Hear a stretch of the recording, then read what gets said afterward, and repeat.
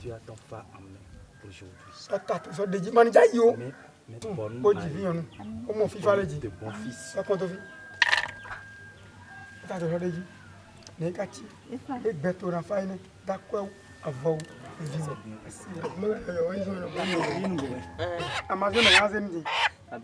C'est vrai.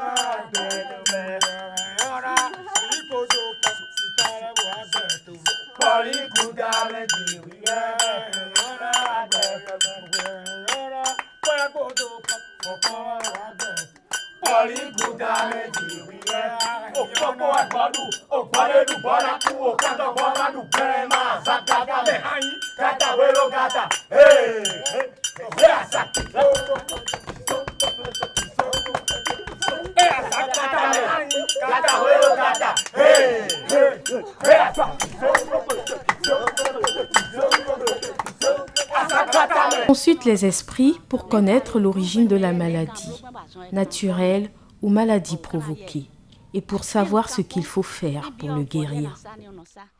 Si les esprits me recommandent d'offrir des sacrifices, je le fais. Je fais ce que me recommandent les esprits. Quand on a fait tous les traitements, le malade retrouve son équilibre. En dernier lieu, quand il est guéri, il s'apprête à rentrer chez lui. Je consulte encore une fois pour savoir si le mal ne va pas réapparaître. Je prévois le traitement qu'il devra poursuivre chez lui.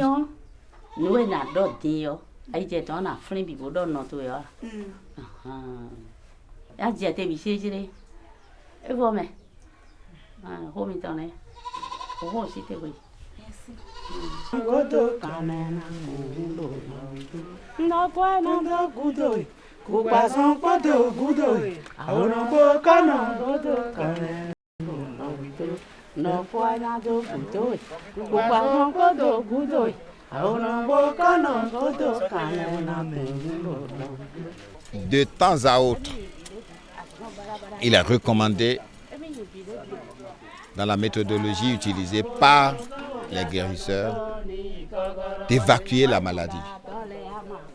Je dirais de chasser la maladie et tout ce qui peut être véhicule de cette maladie. Parce que dans la conception, il transparaît que le fait de rester dans le même lieu, à soigner des malades différents, animés par des esprits différents ou portant des douleurs différentes, que quelque chose reste et que ce soit indiqué d'évacuer un peu le mal.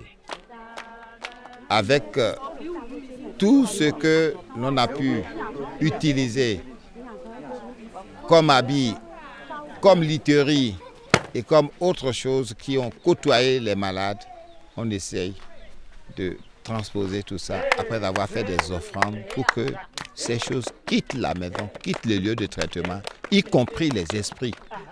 Et ça se fait dans un cercle protégé et on sort la maladie, on évacue la maladie pour que le lieu devienne utilisable, moins chargé, un peu plus neutre pour recevoir de nouveau. C'est une leçon qui dépasse l'asepsie et les microbes. Et nous nous sommes interrogés pour savoir, depuis que nos CHU existent, combien de fois on a essayé d'évacuer la douleur et tout ce qui peut rester s'imprimant sur les lieux. C'est une profondeur qu'il nous reste à analyser.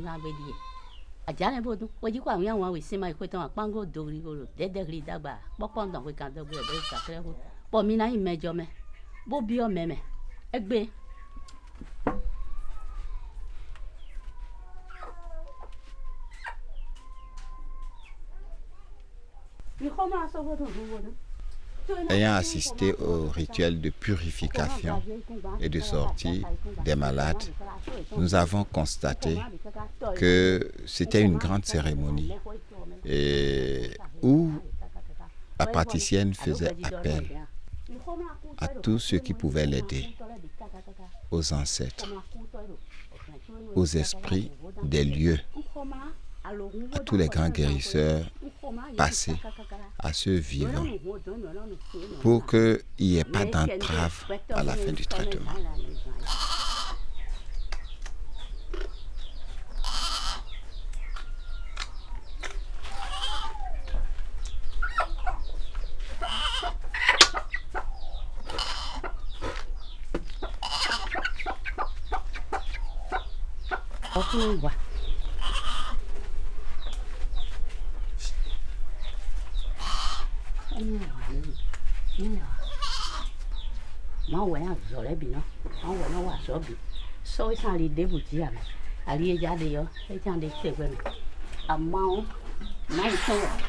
Nous avons constaté aussi qu'elle avait utilisé le sang.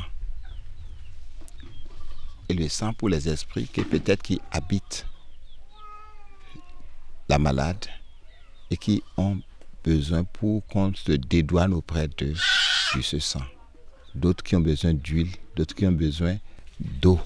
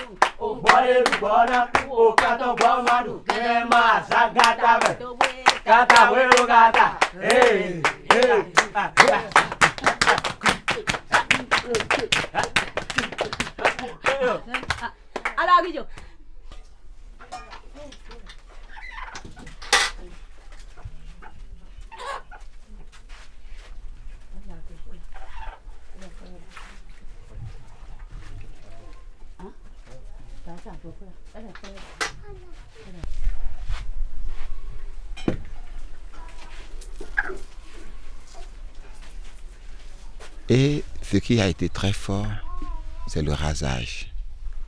On rase des gens en cas de deuil chez nous. Et le rasage complet invite à croire que le malade ou la patiente ici meurt à sa maladie pour renaître à la vie.